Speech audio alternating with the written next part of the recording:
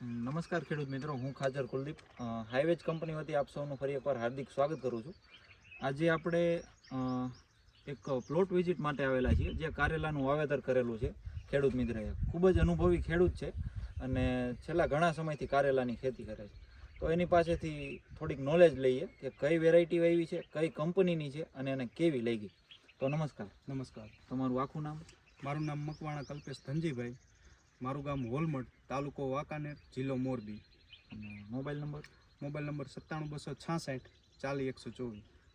અચ્છા, તો હવે તમે જે આ કારેલું વાવ્યું, કેવું લાગ્યું તમને?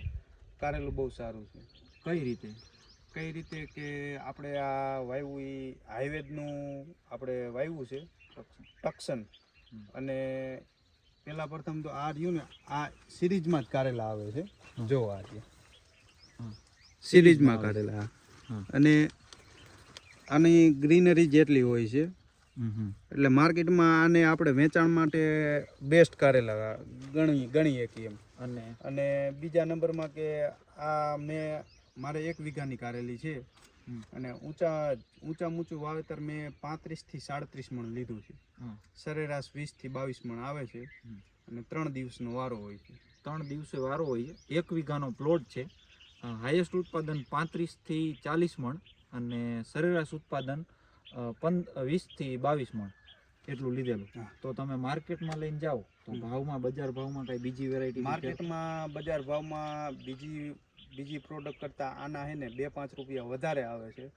અને 2 દિવસ કદાચ આ રહીએ ને તો નથી કાંઈ આમાં ફૂગ બેહતી કે નથી પીડા પડતા અને બીજો કોઈ ઇસ્યુ નથી હોતો.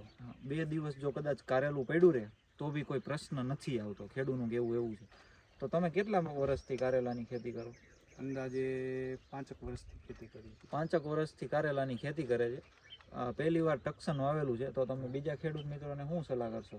ટક્સન બહુ સારી વેરાયટી છે અને તમારે ગરમી સામે વાયરસનું ઓછું તમારે પ્રમાણ રહે છે. હા, એટલે ટક્સન વાવો તો સારું એમ કે. હા, 1 મહિનો અને 12 દિવસથી પ્લોટ ચાલુ છે અને હાઈએસ્ટ ઉત્પાદન 35 થી 40 મણ લીધેલું છે. તો એટલી જ ભલામણ કરું કે જો તમે કારેલાની ખેતી કરતા હોય તો અવશ્ય એકવાર ટક્સન વાવેતર કરો. આભાર.